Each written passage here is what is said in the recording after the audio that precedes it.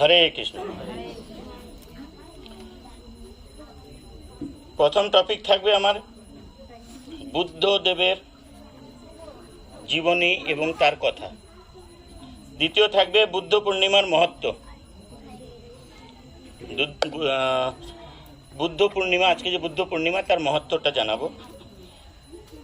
তৃতীয়, যদি আপনারা জানেন তো সেটা আমি বলবো না, বুদ্ধ পূর্ণিমার ব্রত কথা আপনারা জানেন?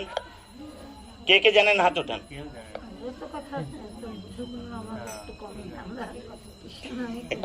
ঠিক আছে, বুদ্ধ পূর্ণিমা মানে লক্ষ্মী নারায়ণ। আজকের দিনে আমরা কার পূজা করি? লক্ষ্মী নারায়ণের। তো তার ব্রত কথা যদি জেনে থাকেন তো আমি তাহলে 5 মিনিট ওয়েস্ট করব না। যদি না জেনে থাকেন তো আমি 5 মিনিট এক্সট্রা টাইম নেব। ঠিক আছে? হরে কৃষ্ণ, সবাই একসাথে বলবে হরে কৃষ্ণ কৃষ্ণ কৃষ্ণ, জোরে, একটু জোরে, হরে হরে হরে রাম হরে রাম রাম রাম হরে হরে। বোরগাঁও বাস স্ট্যান্ড পর্যন্ত আওয়াজ যায়নি, আরেকবার বলতে হবে, একটু জোরে বলতে হবে, নাহলে নেক্সট বারে আমি আসবো না বলে দিচ্ছি। একবার জোরে সবাই বলবে হরে কৃষ্ণ হরে কৃষ্ণ কৃষ্ণ কৃষ্ণ হরে হরে হরে রাম হরে রাম রাম রাম হরে হরে।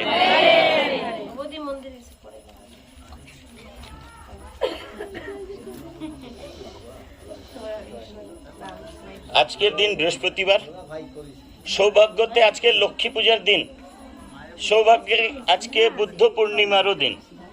তো এত ভালো দিন যে প্রতি বছর এই সংযোগটা আমাদের মাঝখানে পাওয়া যায় না। এই সংযোগটা ছাড়া বলতে গেলে আমাদের মেনে চলে আমরা পাপ করেছি, পরিষ্কার কথা। আমরা কি করলাম? আজকে যদি আমরা ব্রত না মেনে থাকি, ঠাকুরের নাম যদি না নিয়ে থাকি, তাহলে আমরা পাপ করেছি। তো রাত্রে সবাই ওই যে ম্যাডাম যে বললেন, রাত্রে গিয়ে ঠাকুরের কাছে কামনা করবেন, যারা যারা ব্রত করেননি বলে দেবেন, মাছ মাংস যারা খেয়েছেন তারা বলবেন যে আমার আজকে ভুল হয়েছে, আমাকে আজকে মাফ করে দাও।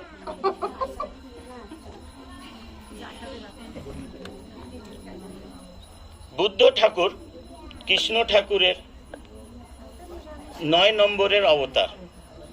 কত নম্বরের অবতার? 9 নম্বরের অবতার। বুদ্ধদেবের জন্ম আজকের দিনে হয়েছিল। জন্ম হয়েছিল ওনার নেপালে। ওনার নাম ছিল সিদ্ধার্থ। কি নাম ছিল? সিদ্ধার্থ। উনি রাজার পুত্র ছিলেন, খুবই বড় ঘরের পুত্র। তো বড় ঘরের পুত্র মানে মেনে চলেন যে সে গরিবই দেখেইনি, গরিব কি হয় সে জানেই না। সে সবসময় থার্ড বাটে ছিল, বাইরের আবহাওয়া বাইরের পরিবেশ কিচ্ছু জানে না। তো তার মন হয়েছে যে আমি বাইরে যাত্রা করতে বেরাবো, যাত্রা করতে বেরাবো। সাথে লোককে, রাজার ছেলে রাজপুত্র, তো সাথে অনেক লোকজনকে নিয়ে সে যাত্রা করতে বেরালো। বেরাতে বেরাতে একজনকে দেখে কিনা একটা বুড়া চুল মানুষ রাস্তা দিয়ে যাচ্ছে। বলে এই লোকের চুল সাদা কেন? এই লোকের চুল সাদা কেন? তো বলে এ বুড়ো হয়ে গেছে। বুড়ো মানে কি? বলে বৃদ্ধ হয়ে গেছে। বৃদ্ধ মানে কি? মানে এও পর্যন্ত তার জ্ঞান নেই। বৃদ্ধ মানে কি? বলে মানুষের বয়স যখন অন্তিম সময় আসে তখন তার চুল পেকে যায়, আর তারপরে সে মৃত্যুর কাছে যায়। সেই জন্য তার চুল অ্যাডভান্স তাকে প্রিপারেশন দেখা যায় যে মানুষ বৃদ্ধ হয়ে গেছে, মানে এর সময় আর বেশি দিন নাই, এ ঠাকুরের কাছে গমন করবে। তারপরে বলে একজনকে দেখে যে একটা বডিকে নিয়ে যাচ্ছে, মানে একটা লাশকে নিয়ে যাচ্ছে, মানে একজন মানুষ মারা গেছে, তো 4 জন কাঁধা দিয়ে নিয়ে যাচ্ছে। এ কি? বলে এ মানুষ মরে গেছে। মানুষ মরাটা কি হয়? সে মানে কিচ্ছু জানে না, দুনিয়ার কিচ্ছু জানে না। মানুষ মরাটা কি হয়? বলে আজকের ডেটে এই কলিযুগে এইখানে এই দুনিয়াতে যে আসবে তার মৃত্যু অনিবার্য। যখন অনিবার্য, তো এই মানুষও মরে গেছে, তাকে শ্মশানে নিয়ে যাওয়া হচ্ছে, ওইখানে গিয়ে তাকে পুড়ানো হবে, তার অন্তিম সংস্কার করা হবে। বলে মানুষ মরেও? বলে হ্যাঁ মরে। আগে বাড়ে, একটা রোগী মানুষকে পালকিতে করে, কাঁধে পালকিতে করে নিয়ে যাচ্ছে। বলে এ কে? বলে এ রোগগ্রস্ত হয়ে গেছে, ডাক্তারের কাছে যাচ্ছে, দওয়াখানার কাছে যাচ্ছে, বৈদ্যের কাছে যাচ্ছে, এর সময় বেশি দিন নেই। বলে এও মরবে? বলে হ্যাঁ এও মরবে। তাহলে দুনিয়াতে বাঁচবে কে? বলে কেউ বাঁচবে না। আরো আগে বাড়ে, যাত্রা করতে করতে একটা সন্ন্যাসীর সাথে দেখা হয়। বলে সব মানুষের থেকে এর বেশ আলাদা, গেরুয়া বস্ত্র ধারণ করেছে, দাড়ি বাড়া, চুল বাড়া, এ চুল টুল কাটে না কেন, দাড়ি টাড়ি কাটে না কেন, এরকম কেন? তার সাথীরা সবাই বলছে এ হলো সাধু মহাত্মা, এ ঠাকুরের নাম করে। বলে ঠাকুরের নাম করে এ কি হয়? ঠাকুর আবার কি হয়? বলে স্বর্গ প্রাপ্তি করার জন্য ঠাকুরের নাম করতে হয়। তো বলে আমি তার সাথে দেখা করতেছি। তারপরে তার সাথে উনি দেখা করলেন, দেখা করে ওনার শিষ্য হয়ে গেলেন, আর তারপরে গুরু ওনাকে নাম দিলেন বুদ্ধ। ঠিক আছে, এবার বুদ্ধ নামটা কিরকম পড়েছে জেনে গেছেন।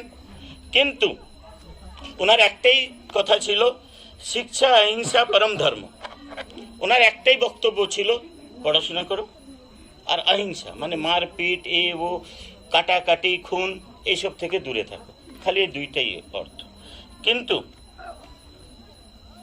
আমরা বুদ্ধ ঠাকুরকে 90% মানি না, 100% এই জন্য বলছি না। কিন্তু সনাতন ধর্ম বুদ্ধ ঠাকুরকে মানা হয় না। তার পিছনে কারণ জানেন আপনারা?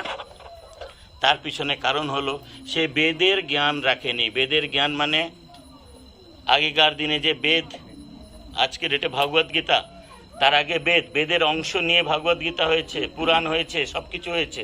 তো বেদের জ্ঞান সে অ্যাভয়েড করত। বেদের জ্ঞান অ্যাভয়েড করার জন্য সনাতনী ধর্ম তাকে আমরা মানি না। ঠাকুরের 9 নম্বরের অবতার বিষ্ণু ঠাকুরের 9 নম্বরের অবতার আপনার গৌতম বুদ্ধ, কিন্তু তাকে আমরা সনাতনী ধর্মরা মানি না। আর সে এত জ্ঞানী হয়ে গেছিলেন, সে সাধুর কাছে থেকে থেকে এত জ্ঞানী হয়ে গেছিলেন। তো একজন মেনে চলেন একেবারে লম্পট যাকে বলে, মানে মুখে গালাগালি ছাড়া কোনো কথাই নেই, কারোর ভালো চায় না, এর কাছ থেকে নেবে তো দেবে না, ওর কাছ থেকে নেবে তো দেবে না, খুবই মানে বুঝে গেছেন না। তো তার সে যাচাই করার জন্য ভগবান বুদ্ধর কাছে গেছে, গিয়ে বলে বুদ্ধ ঠাকুর একটা কথা বলো তো, আমার জীবনটা পরিবর্তন কিরকম হবে? তখন বুদ্ধ ঠাকুর বলে যে তুই 7 দিন পরে মারা যাবি, তুই 7 দিন পরে মারা যাবি। 7 দিন পরে মরে যাবো? সে জিজ্ঞেস করতে গেছিল যে আমার জীবনটা কেমন হবে, কি ব্যাপার সেসব, কিন্তু তাকে কি বলে দিল, তুই 7 দিন পরে মরে যাবি। মরে যাবি বলাতে সে তার আশ্চর্য, তো আমার কি করা চাই? যতজনকে আজ পর্যন্ত তুই কষ্ট দিয়েছিস সবার কাছে গিয়ে মাফি চা, সবার কাছে গিয়ে মাফি চা, আর বল আমার ভুল হয়ে গেছে, আজ থেকে মাছ মাংস সব ছেড়ে দে, ঠাকুরের নাম কর, অহিংসা তুই ছেড়ে দে, আর ধর্মর দিকে একটু আগে বাড়। তার মাথায় ঢুকে গেছে 7 দিন পরে মৃত্যু। সে যতজনের সাথে এতদিন অব্যবহার করেছিল সবার কাছে গিয়ে মাপ চেয়েছে, যে আমি ভুল করেছি, আমাকে মাফ করে দাও। সবার কাছে গিয়ে সেরকম সবার কাছে গিয়ে মাপ চেয়েছে এবং ঠাকুরের নাম জপ করেছে, সব কিছু করেছে। 7 দিন পার হয়ে গেছে, সে মরেনি। আবার গেছে, সে বলে আমাকে মিথ্যে কথা বলেছো, 7 দিন পরে তুমি মরে যাবো বলছো, মরিনি, আমি তো বেঁচে আছি। বলে সব মানুষ 7 দিন পরে মারা যাবে। 7 দিনের অর্থ আজ নয় কাল মারা যাবেই। এখন বলো তুমি 7 দিন যে কাটিয়েছো কেমন লেগেছে তোমার মন? বলে খুবই ভালো লেগেছে। তো তাহলে এইবার থেকে তুমি এরকমই 7 দিন যেরকম কাটিয়েছো, মরণ পর্যন্ত তুমি এরকম ভাবে জীবন কাটিয়ে যাও, তাতে তোমারও পুণ্য হবে এবং বাকিরও পুণ্য হবে। আপনারা সবাই বুঝতে পেরেছেন? কথার সারাংশটা বলতে হবে না, আপনারা বুঝে গেছেন। বুঝে গেছেন তো হরে কৃষ্ণ বলেন। এটা ভগবান বুদ্ধর একটা ছোট্ট একটা কাহিনী বলে দিলাম। এবার আমরা যাব বুদ্ধ পূর্ণিমা।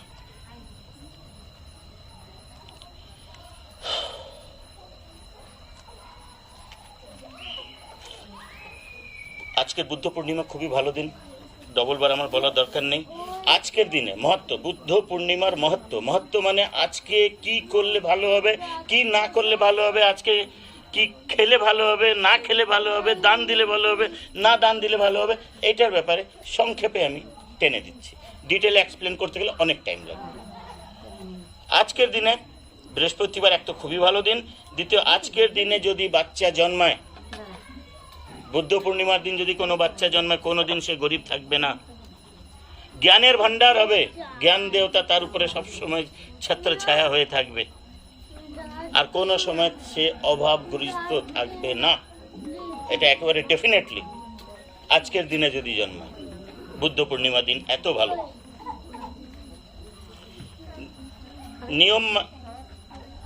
নিয়ম মানা চাই।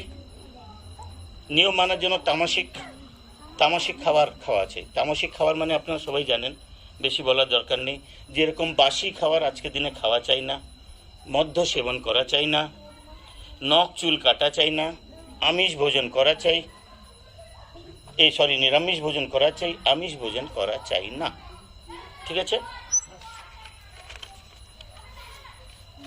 টাকা পয়সার ব্যাপারে বলছি।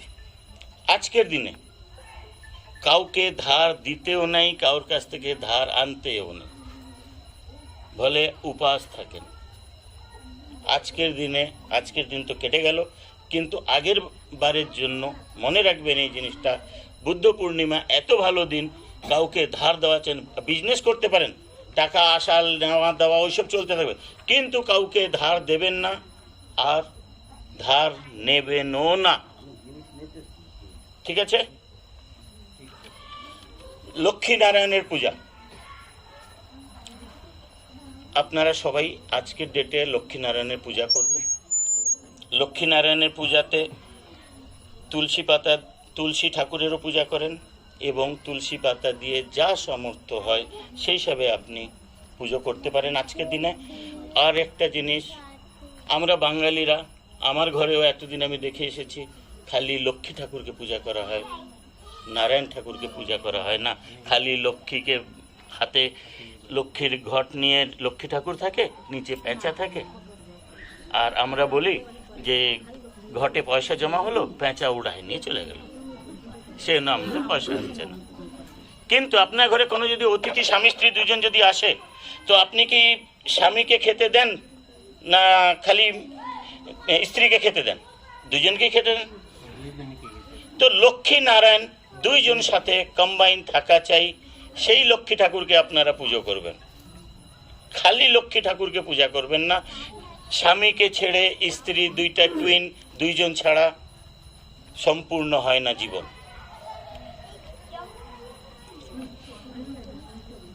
যারা আজকে শিব ঠাকুরের ভক্ত, তাদের দরকার আজকের দিনে কাঁচা দুধ ঠাকুরকে স্নান করানো এবং ঠাকুরকে নিবেদিত করা। আজকের দিনে খুবই শুভ হয় যারা শিব ঠাকুরের ভক্ত, শিব ঠাকুরকে কাঁচা দুধ চড়ালে। আজকের দিনে বিষ্ণু ঠাকুরের সহস্র নাম আছে। আজকের দিনে সহস্র নাম যদি জপ করেন, তো ভেবে নেন যে কোনো দুষ্ট আপনার উপরে আসবে না, দুঃখ দীনতা কোনো দিনই আসবে না। আজকের দিনে যদি আপনারা সহস্র যে বিষ্ণু ঠাকুরের নাম আছে সেই জপ করলে, সব থেকে বড় কথা, বিপদ আসবে না, অশুভ হবে না কোনো কাজ, অকাল মৃত্যু হবে না, যমরাজ নিয়ে যেতে পারবে না নরকে, যদি সহস্র বিষ্ণু ঠাকুরের নাম করেন আজকের দিনে। আমি আজকের দিনেরই কথা বলতেছি। পূজার ভোগ যতটুকু আপনার সামর্থ্য সেই হিসাবে ঠাকুরকে ভোগ দিতে, আমরা যেরকম খাই তো ঠাকুরও খায়। একটু পায়েস বানিয়ে নিলেন, বা একটু খিচুড়ি বানিয়ে নিলেন, বা একটু লাড্ডু বানিয়ে নিলেন, বাচ্চাদেরকে একটু একটু করে দিয়ে দিলেন। সব থেকে বড় কথা, বৈষ্ণব সেবা। আমরা বৈষ্ণব সেবা থেকে পিছনে চলে যাই, যেরকম আমাদের এখানে প্রভুজি বৈষ্ণব আছেন। বৈষ্ণব সেবা আমাদেরকে চাই যে বছরে একবার কমসে কম বৈষ্ণবদেরকে সেবা দেওয়া চাই। আর যদি আজকের দিনে সেবা দিই, এর চেয়ে বেশি উত্তম আর কিছু নেই। এর চেয়ে বেশি উত্তম আর কিছু নেই। এ হলো মোটামুটি ঠাকুরের পূজার, আজকের পূজার মহত্বটা বললাম। আপনারা এটা হয়তো জ্ঞান অর্জন করেছেন। সামনে বছরে আজকের এই পূজার দিনটা, এই জিনিসটা মনে রাখবেন, আর আগে আপনারা সেইভাবে পূজা করবেন। ঠাকুরের ব্রত কথা আমি কিছুক্ষণ আগে জিজ্ঞেস করছিলাম, তো আপনারা বললেন যে না আপনারা জানেন না।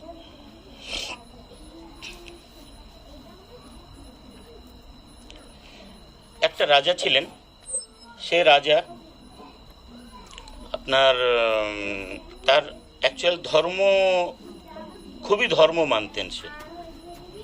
তো তার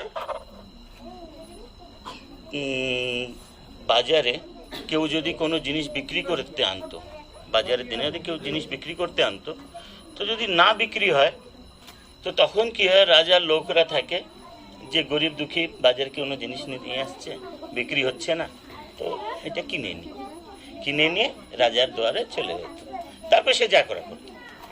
সেরকম একটা তাম্বার মূর্তি বাজারে একটা এসেছিল, তখন তার বিক্রি হচ্ছে না, তো রাজদরবারে খবর গেল যে এরকম একটা তাম্বার মূর্তি বিক্রি হচ্ছে না, তো একটা মহিলা নিয়ে বসে আছে, তো কি করা যায়, ঠিক আছে নিয়ে আসো। নিয়ে এসে ঘরে তাম্বার মূর্তিটা রেখেছে। রাখার পরে রাত্রেবেলায়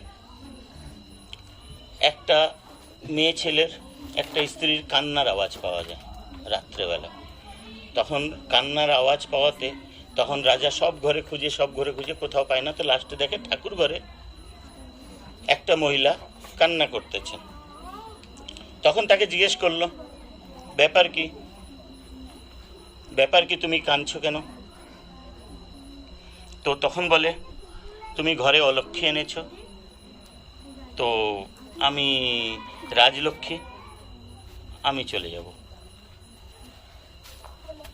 তো বলা এর উপায়, বলে কোনো উপায় নেই, তুমি অলক্ষ্মী এনেছো, তো আমি এইখান থেকে চলে যাব। রাজার ঘর থেকে সে চলে গেল। তার কিছুক্ষণ পরে দেখে কিনা আরেকটা স্ত্রী বেরিয়ে চলে যাচ্ছে। তো তাকে জিজ্ঞেস করলো, কি ব্যাপার, তুমি কোথায় যাচ্ছ? সে রাজাকে জানলার কাছে এরকম চিন্তা ভাবনা করতেছিল, এরকম ব্যাপার, কানে হাত দিয়ে এরকমভাবে চিন্তা ভাবনা, দেখে কিনা জানলা দিয়ে দেখে কিনা আরেকটা মহিলা ঘরের থেকে বেরিয়ে চলে যাচ্ছে। তাকে জিজ্ঞেস করলো, ব্যাপার কি, তুমি কেন চলে যাচ্ছ? বলে আমি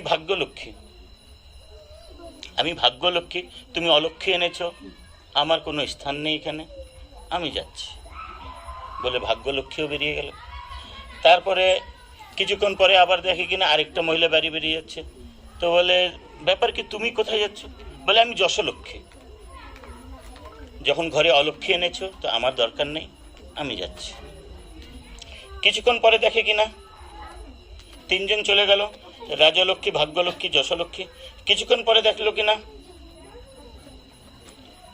একটা পুরুষ আর একটা স্ত্রী, দুইজন মিলে ঠাকুরের রাজদরবার থেকে বেরিয়ে যাচ্ছে।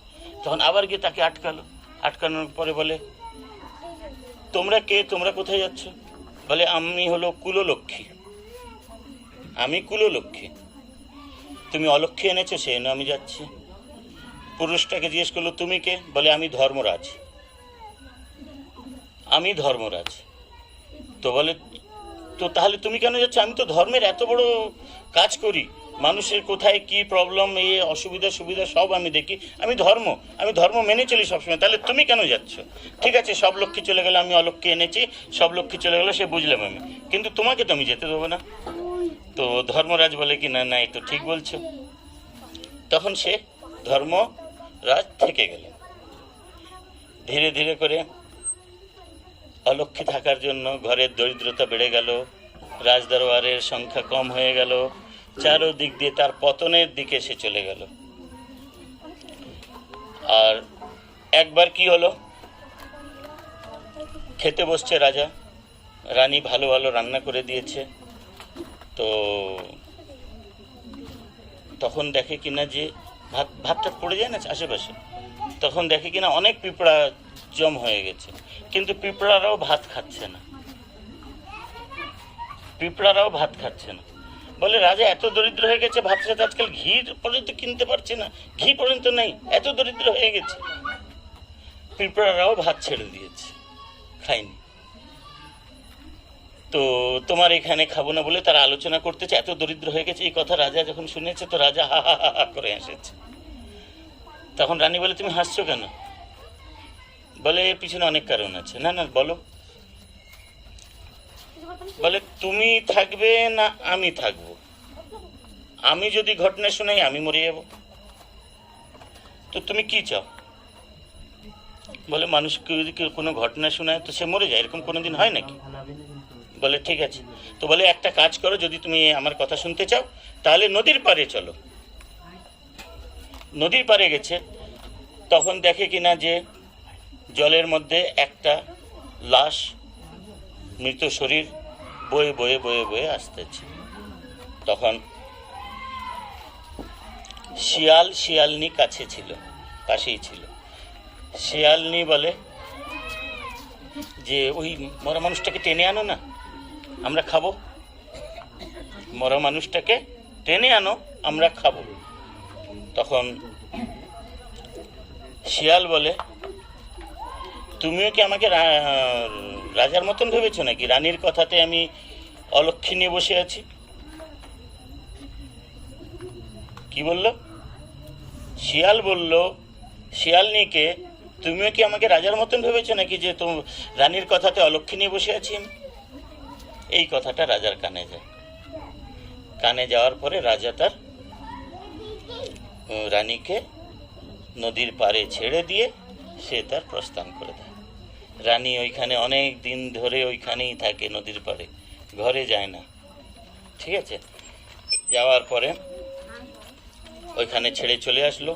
আচানক একদিন দেখে কিনা নদীর পাড়ে অনেকজন নদীর পাড়ে কত কি তো করতেছেন সবাই, মানে আচানক দেখলো কিনা যে অনেক মহিলারা, লোকরা সবাই মিলে ঢাক মৃদঙ্গ সব নিয়ে নিয়ে কীর্তন করে করে কিছু একটা করতেছে। তো রানীর নজর গেল যে ওইখানে কি তো হচ্ছে, যাই তো গিয়ে দেখি তো। ওইখানে গিয়ে দেখে যে আজকের বুদ্ধ পূর্ণিমার লক্ষ্মীনারায়ণের পূজা হচ্ছে। তখন রানী ওনাকে বললো যে এটা কিসের পূজা? বলে লক্ষ্মীনারায়ণের পূজা হচ্ছে।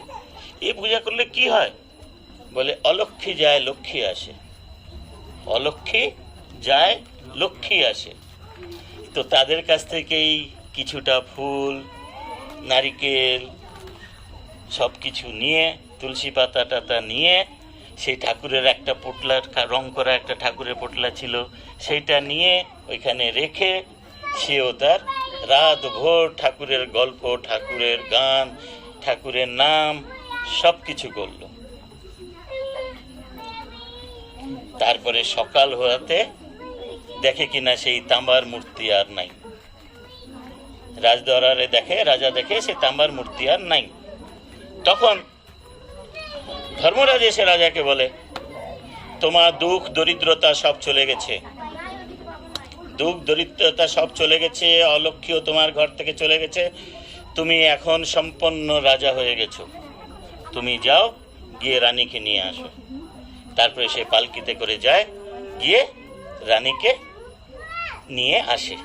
আসার পরে ঘরে পূজা পাঠ, লক্ষ্মীনারায়ণের পূজা পাঠ, এবং এই জিনিসটা দেখে সবাই লক্ষ্মীর মহত্ব সর্বত্র, এই জিনিসটা দেখে মা লক্ষ্মীর মহত্ব সর্বত্র ছড়িয়ে গেল। মানে সবার কানে কানে চলে গেল, রাজার বাড়িতে এই হয়েছে তো আমরা করলেও কেন হবে না, তাতে দরিদ্রতা সব দূর হয়ে গেল। এই পূজা করলে, এই ব্রত করলে ধন পাবেন, মনে শান্তি পাবেন, অঘটন থেকে মুক্তি পাবেন, অকাল মৃত্যু হবে না, যমরাজ নিয়ে যেতে পারবে না। হরে কৃষ্ণ। একবার সবাই একবার জোরে একবার বলি তো দেখি, একবার ফাটাফাটি একইবার বলবো, একবার ফাটাফাটি।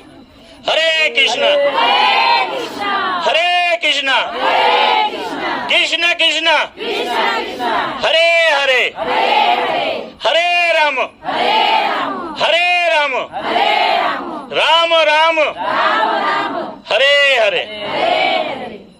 ভক্তগণকে আমার প্রণাম।